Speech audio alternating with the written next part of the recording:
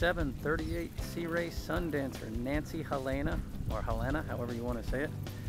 Boat does come with a Zodiac tender and a Yamaha outboard, 4-stroke. It's got the black hull sides. We're just going to take a little stroll up along the side. You can see the brand and the side walkways with the stainless steel handrails all the way up. So it makes it pretty easy to get out on deck, and they also have rails up on the side of the steering of the windshield and of the arch. So as you come out to the bow, you can see they've got plenty of cleats for tie-up options. Your water fill is up front to starboard. There's your nav light, and that is an Imtra windlass under the custom canvas cover, spotlight, and an anchor. They have a cushion for you to lay out on the bow, and it snaps into place on safety rails. We'll make our way back down the starboard side of the boat, and we'll board momentarily. As I said, it's a 2007. It's got twin Mercruiser 8.1S Horizons, which are the 502 cubic inch motor that replaced the 496. There's a central boarding door to make it easy to get on and off. 2 transom lockers, one to starboard. Has room for cleaning supplies, and you can see the hangers for fenders, which are very convenient. That was to port, rather. To starboard, you've got all your shore power plug-ins, more room, a washdown, and more fender hangers. All your utilities coming into one hatch. Makes it very easy to deal with all that stuff when you get in at the end of the day. Snap-in cockpit carpet, nice wraparound seating. Support, and that'll probably sit about 2 to 3. And at starboard, you've got more room around the table, and the table can be positioned however you like. There is a Jensen flat screen TV, and for those who like to do their own maintenance, underneath this whole cockpit floor, you can see the way the carpet's cut out. That's the engine hatch, and I'll raise it for you in just a moment. As I said, the engines are the 8.1 liter Mercruiser Horizons. That means they have closed cooling, and you can see some of the details of the engine compartment. All your batteries are aft to port, and your strainers are right in between the motors to make them easy to get to. Nice C-Star hydraulic steering, and then your Bennett trim tab pump just above. Forward are all your breakers, and there is an automatic fire suppression system, along with a battery charger and inverter.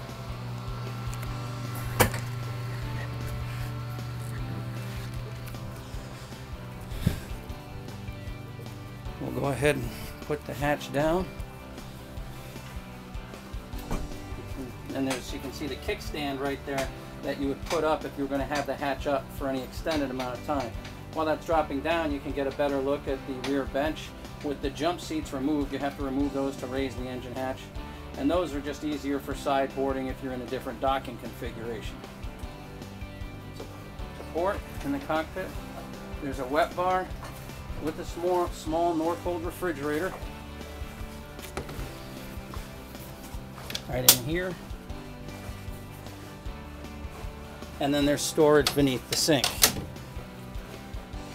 The helm has a 2-person seat, and then an adjustable seat, solo seat for the driver, which is a really smart idea, because if you have a co-pilot and driver who are a different size and they're trying to share the seat and get comfortable in the same position, it doesn't always work.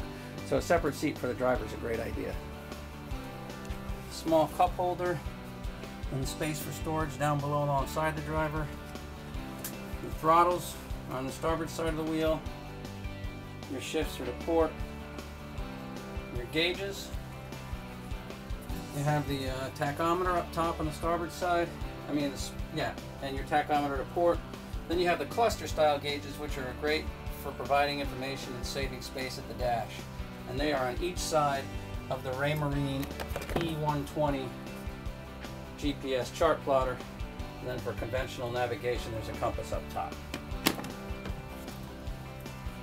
Alongside the throttles is a SmartCraft system view, which is Mercury's digital engine monitor that will give you every possible detail you could want to know about the health of the motors. There's trim tabs, there's an ACR, spotlight control, and a North Star VHF radio.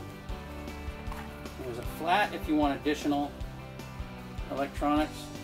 Next to the shift is your auxiliary power source for the Clarion stereo, an MP3, and your bow thruster. Small glove box, can never have too much storage. You head down to the cabin through a two-piece door. There's a rollback hatch and then a conventional door that opens outward and locks into place to port. The switches are all when you first enter, so you can get to things easily. You come down 4 steps into the main salon area, and on the starboard side is your settee with a table. Makes it nice and comfortable. There's 3 vertical windows, and then storage units outboard. Behind the aft storage unit door is your Clarion stereo, your CD changer, your Glomex, and a 110 plug for that. So their boat does have an inverter. You come around to port, and you've got a galley with a sink, 2-burner stove, storage drawers, and a cabinet down low, and then a Waco fridge and a Waco freezer. So that does improve your cold capacity storage over a conventional 38 Express, which would usually just have one of the small units. And then up top is a microwave oven and a DVD player. For your aft cabin or mid cabin, you can convert this lounge, it's an L-shaped lounge, into a 2-person berth and close it off with this curtain that's just at the leading edge of the area. Your main distribution panel for all your lockers, all your accessories, is in a locker on the starboard side, very clearly labeled, easy to read. And aft for your kids' entertainment is a sharp flat screen TV with a DVD player just above. So nice little layout for overnighting. There's also a central vac. What's nice on this boat as you move forward is this is your entrance from the salon to your head.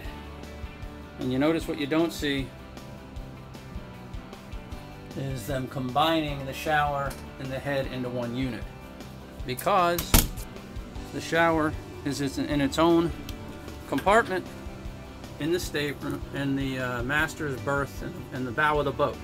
So separating the shower, they've got some cushions in here, I know, but separating the shower and the head is a great idea. It's a full stand-up shower with a sliding curtain. The main stateroom closes off with a sliding door, and then from the tail end of the main stateroom you can see there's a queen berth, stowage drawers in the base, 1 hanging locker to port, and this one lights up, 1 hanging locker to starboard. Probably the bulb just needs to be replaced or the switch isn't operational. These usually have a refrigerator light style switch. But so you've got good storage, and then if you want to watch TV in bed, there's an Aqua flat screen and a DVD player.